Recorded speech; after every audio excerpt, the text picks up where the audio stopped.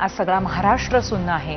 अजित पवारांच्या अकाली निधनाचा कालचा धक्का पचवल्यानंतर आज दादांना अखेरचा निरोप देताना सगळ्यांचाच कंठ दाटून आला. अजितदादा अमर रहे अशा घोषणा देण्याची वेळ कधी येईल याची स्वप्नातही कल्पना न केलेल्या कार्यकर्त्यांच्या साक्षीनं बारामतीच्या विद्याप्रतिष्ठानच्या मैदानात दादांवरती अंत्यसंस्कार झाले. मुख्यमंत्री उपमुख्यमंत्र्यांसह राज्यातले अनेक नेते, केंद्रीय गृहमंत्री अमित शहा याप्रसंगी उपस्थित होतेच, पण आज खऱ्या अर्थानं पोरके झालेल्या बारामतीकरांच्या दुःखाला पारावार नव्हता. काटेवाडीतील अजितदादांच्या घरापासून सकाळी अंत्ययात्रा निघाली. फुलांनी सजवलेल्या ट्रकमध्ये दादांचं पार्थिव ठेवण्यात आलं. पवार कुटुंबियांसह काटेवाडीचे शोकाकुल ग्रामस्थ दादांच्या या अखेरच्या प्रवासात त्यांच्या सोबत होते. अंत्ययात्रा विद्याप्रतिष्ठानच्या मैदानात आली आणि राष्ट्रवादीचे नेते, कार्यकर्ते, बारामतीकरांच्या अश्रूंचा बांध फुटला. सर्वपक्षीय नेते आणि अन्य प्रतिष्ठित मंडळींनी दादांना पुष्पांजली वाहिली.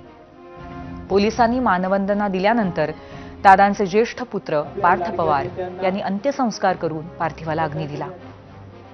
या क्षणी सगळा महाराष्ट्र स्तब्ध झाला होता. आपल्या लाडक्या नेत्याला मनोमन श्रद्धांजली वाहत होता.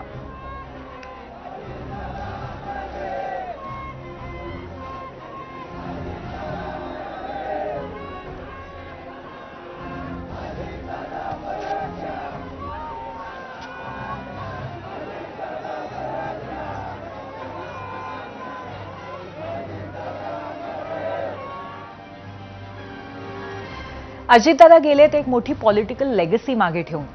साधारणतः नेत्यांमध्ये न आढळणारे अनेक गुण दादांमध्ये होते. रोखठोक बोलणं असो की काम करण्याची खास दादा स्टाईल. राज्याच्या राजकारणामध्येही पोकळी भरून काढली जाईल का? तुम्हाला काय वाटतं? आम्ही या 0 आवरमध्ये विचारलेल्या पहिल्या प्रश्नावरती तुमचं मत तुम्हाला मांडता येईल. हा प्रश्न पाहण्यासाठी आपण जाऊयात आमच्या पोल सेंटरला.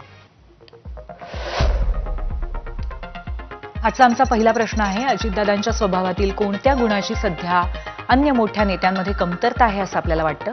स्पष्ट वक्तेपणा, वक्तशीरपणा, प्रशासनावर पकड, जनसंपर्क असे पर्याय आहेत. जरूर व्यक्त व्हा.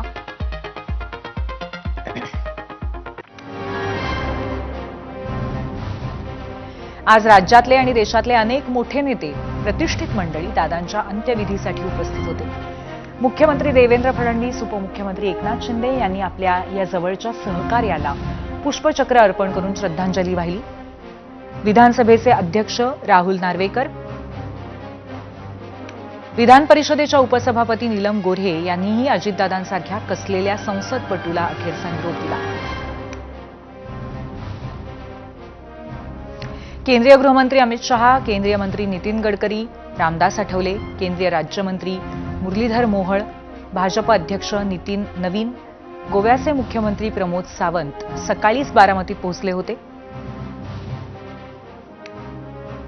त्याचबरोबर भाजप प्रदेशाध्यक्ष रवींद्र चव्हाण, काँग्रेस प्रदेशाध्यक्ष हर्षवर्धन सपकाळ आणि शरद पवारांच्या राष्ट्रवादीचे प्रदेशाध्यक्ष शशिकांत शिंदे हे नेतेही दादांच्या अंत्यदर्शनाला पोहोचले.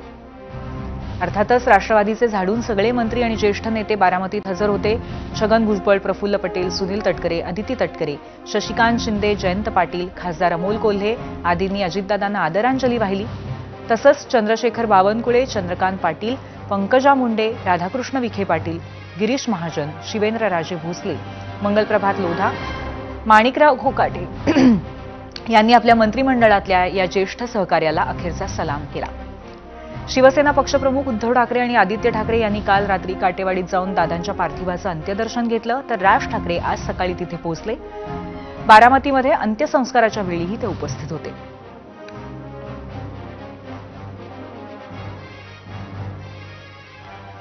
दुःखाचा डोंगर कोसळणे हा वाक्प्रचारही अपुरा वाटावा अशी बारामतीकरांची अवस्था झाली आहे. कुटुंबातली करती व्यक्ती अचानक सोडून गेली तर जसं वाटेल तसं वातावरण आज काटेवाडी आणि बारामतीच्या प्रत्येक घरात होतं.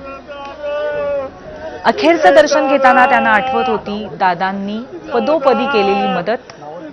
केवळ शासकीय कामच नव्हे तर लोकांच्या वैयक्तिक अडचणी समजून घेणारे आणि सोडवणारे दादा आता आपल्यात नाहीत या कल्पनेनंच बोलता बोलताच त्यांना रडू फुटत होतं.